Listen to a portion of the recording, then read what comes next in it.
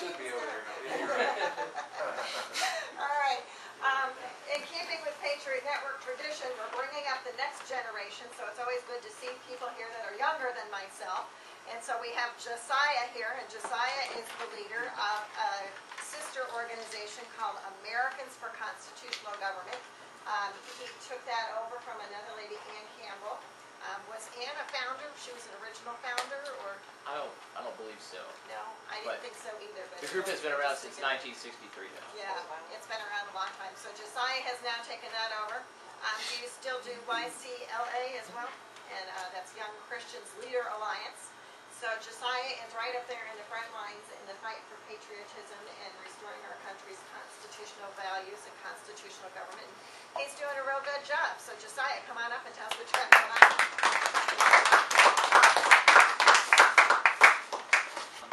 So so it's always a pleasure to be with y'all, and I am going to be addressing today the issue of ObamaCare nullification. I'm going to basically go through three main subjects: why, when, and what we're doing. It was a dark and stormy night in American history, that is. John Adams, not more than 10 years after the ratification of the Constitution, was attacking the First Amendment to the Constitution. There was an act that he had pushed through. Remember, John Adams, he was one of the founders, but yet he had this idea in his head that he needed to pass the Alien and Sedition Acts.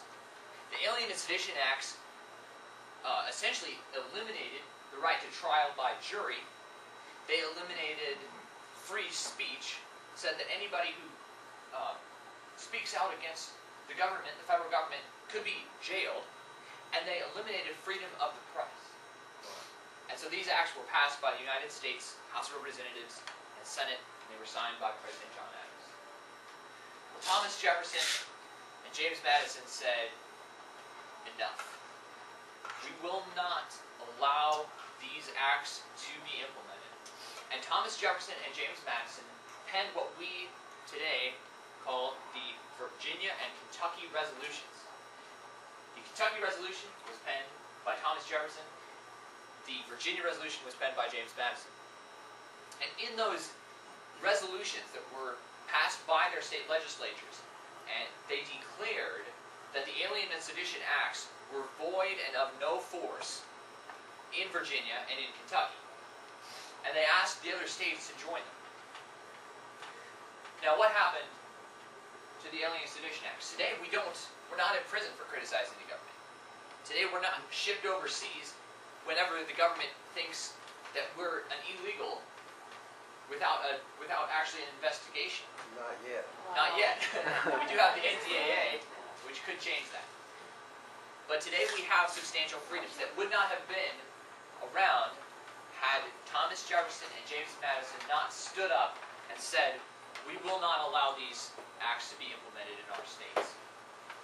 They were all from Virginia, weren't they? So today I'm going to address three main issues about ObamaCare and how we can use the same strategy that Thomas Jefferson and James Madison used to defeat this tragedy. This tragedy that is ObamaCare. I'm going to begin by passing out, I hope I have enough copies, but an article that I wrote that's called Why Nullify ObamaCare. So maybe I'll start two groups of them. I've got 20 copies. And feel free to hand out, feel free to use them.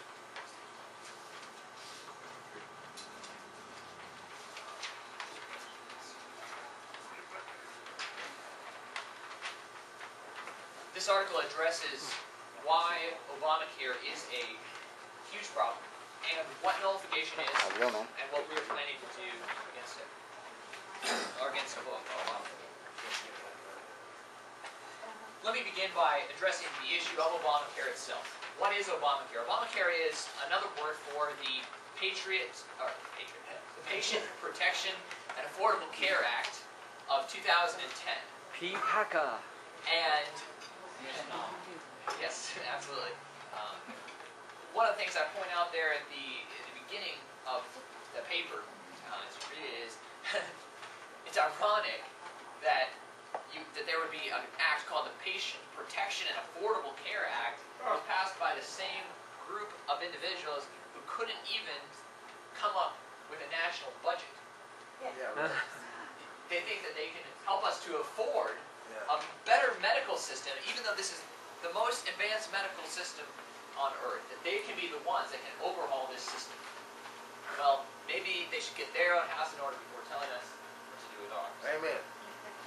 So Obamacare, there are three problems with Obamacare. And of course, there's many problems with Obamacare. But there's three that I'm going to mention today. First, it's a financial issue. Yeah. Second, it's a freedom issue. And third, I believe it's a final issue regarding our culture and our society in America. Obamacare first is a financial issue. It's costing billions of dollars. Forbes.com estimates that it'll cost each state an average of $400 billion over the next 10 years. Now, $400 billion is not something that our state has over the next, however many years. Our state budget every year is only about $50 billion, and that includes all expenditures, Medicaid and everything, $50 billion. Okay. Now, how are we going to get that extra, that extra amount of money? That almost doubles our state, what we need for our state. Well, our state can't print money. I don't know about you. I'm not going to print money. I don't have the capacity, and I'm probably going to be jailed. We'll be there. So unless you're planning on joining up on the board of, Federal Reserve governors, I don't think I'm going to be able to afford Obamacare. That's right.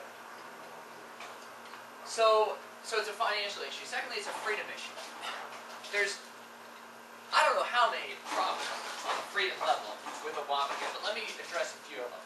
One of the most concerning to me is this issue that there will be home visitation by federal agents to implement federal education and disciplinary standards. It's the issue of behavioral health. So a federal agent can come into your home and say, oh, these children are not behaviorally healthy. Maybe the parents are mistreating them. Oh, and we're going to maintain a stress-free environment in your home. So if you discipline your children, if it's spanking, I don't know about you, but I know my childhood was not very stress-free, or should have been. Yeah, really. So, but are we going to put in the hands of the federal government the power over what the parents of our children can and can't do? Has that been a success in history? No. No. Never. I would submit that is possibly one of the most tyrannical things that could be done by our federal government, because it's not only implementing a national structure, it is invading the family. And the family is the core of the American society. So let's look at a couple other things. So not only do we have these home visitations. Who's heard of IPAP?